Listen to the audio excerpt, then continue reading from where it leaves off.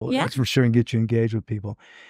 Well, listen, I appreciate the time. You've given me a lot of time. I don't know if you've got, or you can find a story, but I've also found that everyone's got one really weird story, one really weird client, one really unusual thing, whether it be, I had a client one time that turns out they had buried maybe 80 animals in their yard, and the buyers found out about it. I've heard stories about, people, agents who had get a call from a client and there'd been a murder in their house or some weird stuff that happens. Can you think of anything offhand that you go, oh my goodness?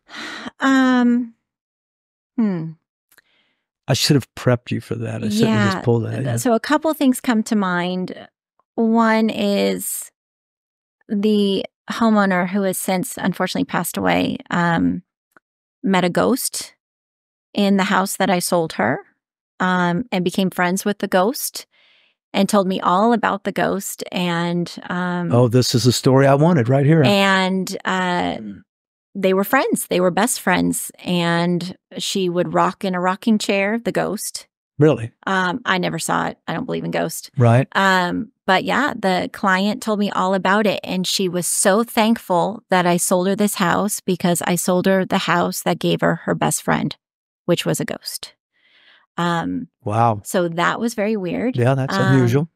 Another story I tell a lot to people who are thinking about getting into real estate is I had a client call me or a potential client call me and leave me a voicemail. And the voicemail was just off. And I was like, oh, that was weird, right? Like, I don't know if I want to call that person back. Right. Sounded like a very deep voice, and like, what's that person calling me? Why is he calling me out of the blue? Yeah. But I called him back. The sense of something not right here? Well, just the sense of, I don't know about this. Is this real or not?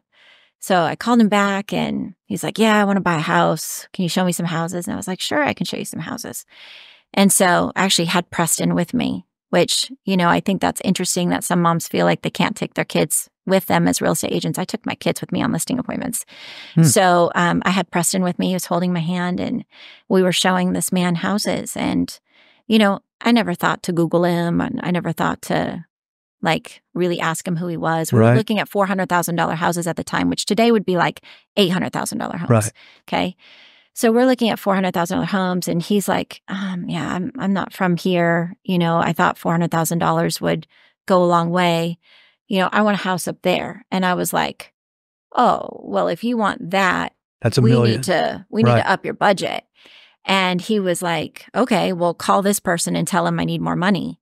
And I was like, who's that person? Right. And he's like, oh, he's my money manager. And I was like, okay. So I called the person, and eventually I ended up selling him Lucy Lou's house.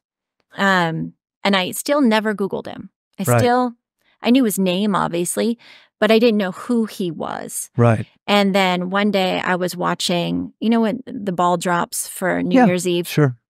In New York, my client was on stage. Oh, is that right? And that was the first time I ever realized an artist, that my client was the #1 songwriter, singer in the world at that moment. Wow. And I was like, holy cow. Like, how did I not know that? How did I not know that? Right. Like, how dumb can I be? So they went from 400 to, what was the, what'd you tell them? So I sold it, I think it was like 1.2 or 1.3 at the time. Yeah. And triple. A beautiful house, still one of my favorite homes ever. Like, Lucy Lou had an incredible design. Right. But just the house was just stunning. I loved it. Yeah. And when we sold it, I cried because I knew I probably wasn't going to encounter that house again. But to this day, he's one of my close friends. His wife is one of my closest friends. I've probably sold them, I don't know, 10, 12, 15 houses. I don't know.